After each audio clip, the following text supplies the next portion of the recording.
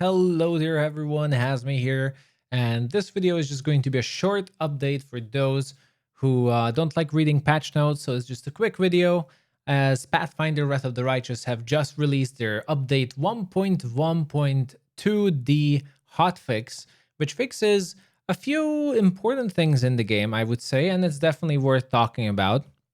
So if you just like to listen to these, I will read out the important things so you will know everything that's worth knowing, at least from the patch. First of all, thank you very much for the dev team for working hard on fixing the game. At least I really appreciate it, and I'm really glad that I actually see bug fixes that I've been suffering from in the game constantly as well. But without further ado, let's get into it, shall we? Now, there are some quest fixes. Overall, I haven't seen anything like extremely major. The one that I personally experienced was that the quest middle game in Act 3 could not be completed, which is to maximize every single one of your Crusade stats. Apparently, it is now fixed. Apart from them, just a bunch of different quest fixes, none of them extremely extraordinary from what I see, but more inconsistencies and conflicting quests have been fixed. Areas wise, also some fixes in Illusionera and Act 3 where you could get stuck here and there, but nothing extraordinary either. So these two sections are not really like nothing special to talk about. They have done some Crusade mode fixes, some visual effects. Mostly what I see is that abilities now work according to their description because they haven't worked that way. But nothing really have been changed balance-wise. One thing that's extremely important, I think, and is a super good quality of life change is that if an army moves to a selected point, it will no longer stop near allied armies. When moving with the navigation arrows, the army will stop as before when allied armies meet. Yay, finally. So if you had multiple armies near Dresden and you were trying to send your reinforcements to your main army, you kept stopping at every single freaking cleric, excuse the language, and mini army that you had there, and you had to reselect the path to go to your main army. No longer. Now you can just select to go somewhere, and they're not going to stop at other armies. Thank you. Like, this is so good. Classes and mechanics. Now, there are actually quite a few fixes here. I will read each of them out because it's not much, but I feel all of them are quite significant. They have fixed Ivu's abilities. Feedback to Owlcat, please be more precise with this because there's really not much we can start with this. Maybe we don't even know if an ability is not working correctly. How would we know what you just fixed?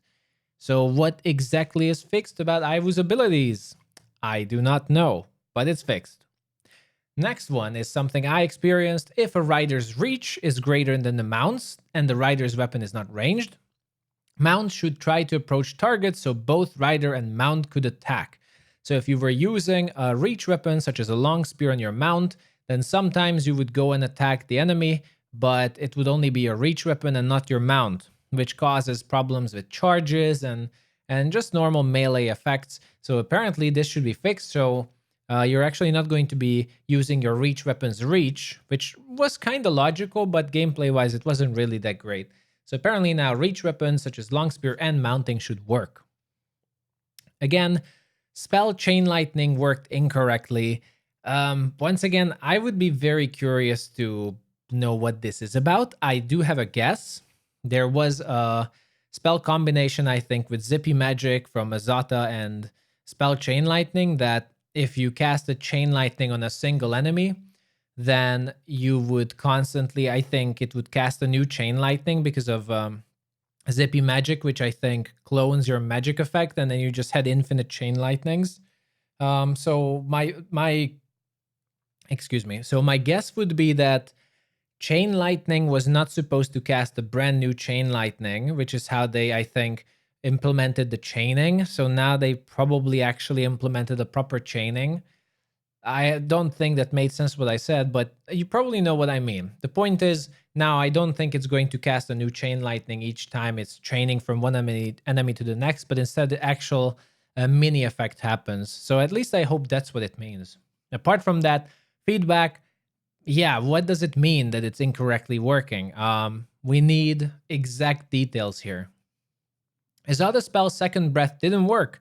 I assume it just didn't work completely, so apparently that's fixed too. Spell resistance could become negative in some calculations, in particular leading to spam of combat log messages about immunity to some effects. That's at least a good fix. Definitely, especially if that could happen. This does not happen to me, I think. So it's very good that that's actually implemented because that's a serious issue. When replacing a general's ability, its tooltip was not updated. Okay, that's great fix as well. And the next one is something I have heard from a viewer. Close to the Abyss mythic ability did not give extra gore attack, which is a pretty big bug as well, since that's the whole point of Close to the Abyss, that you get a gore attack as a demon. So apparently now you should get it. Devil Spawn background wasn't giving charisma penalty. Well, that was a beneficial bug, but now it's fixed. Mythic progression could duplicate selected abilities, fixed.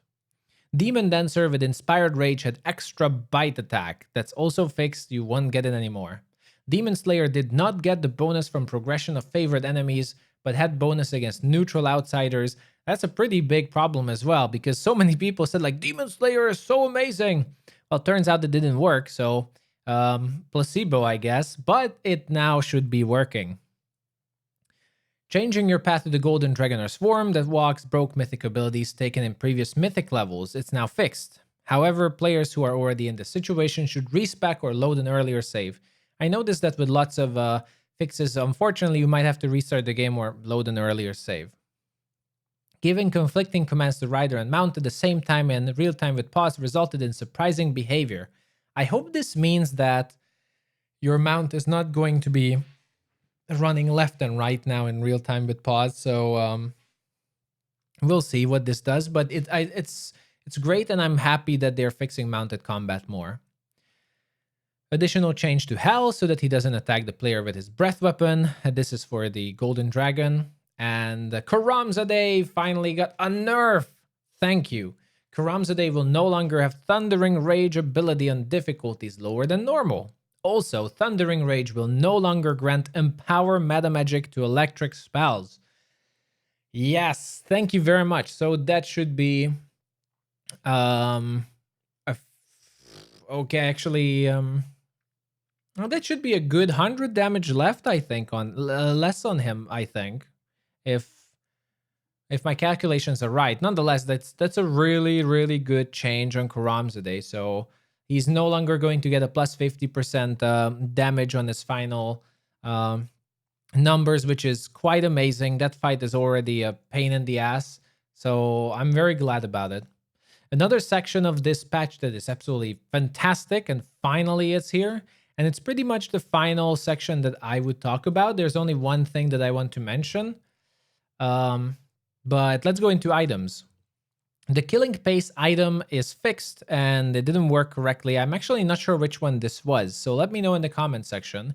But the bone amulet that Camellia was using and you cannot remove from her had no effects. Now Camellia will actually have an amulet that's worth something, so it's not just taking away your amulet slot. Chameleon will now have an amulet that works. Boots of Stampede that you get in Act 4 that is supposedly adding your athletic ranks into your damage did not work. It is fixed, so yay for charging characters. And the next one is it's a big change. Added Dinosaur Bone, Jade, and Stone to Flesh scrolls to vendors. This is absolutely brilliant. Now if you get petrified, you can get scrolls. And also infinite dinosaur. Okay, probably not infinite. I'm curious how many this is, but you can buy dinosaur bones. So you will be able to legendary proportion your characters as much as you want. Fixed Obsession didn't work correctly, which is also fixed.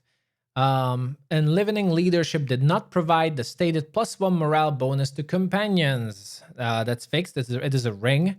Gloves of Arcane Eradication didn't provide the stated bonus on ranged touch attack rolls, which is actually brutal. So that's why it didn't work. That's one of the best gloves actually for touch attack characters. So I'm really glad they fixed that because I didn't even notice that didn't work, which is that's quite brutal. That's, I think, a +4 attack on touch attacks, which is really important. Half of a Pair pendant didn't provide you the bonuses. If you notice that you were wearing the amulet, half of a pair on 2 of your characters. You're supposed to get an aura that gives you +2 competence bonus and attacks, I believe, and actually not sure what else. I forgot because it didn't work. I will have to recheck it again.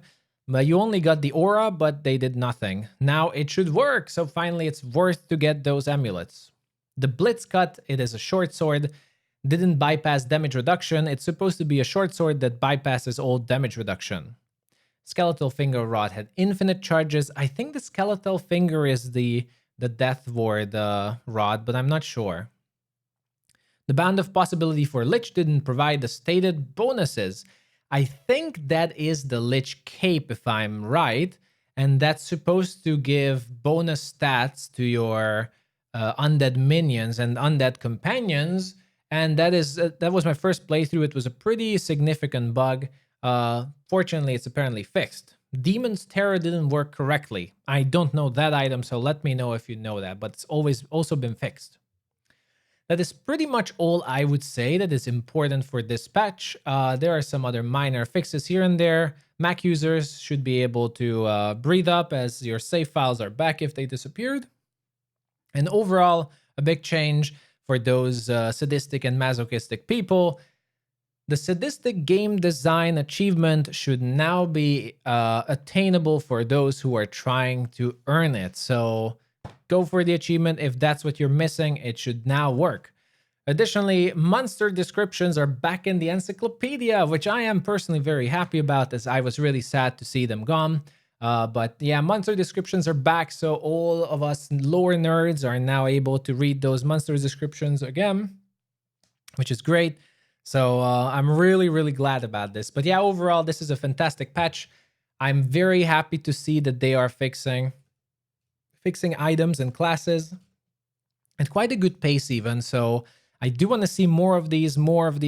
I know I'm not trying to push them, but I'm really happy to see these patches, and they really improve at least the game's stability. And I can't wait, honestly, until they can also get into the performance parts of the game, because for me personally, at this point now, I'm fine with all the bugs.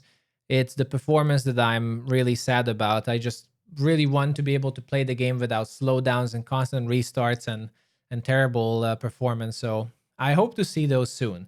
Either way, everyone, that is pretty much the patch that came out today. It was just a short and sweet video. Thank you for watching. Thank you for listening. And I'll see you all the next time. Bye-bye.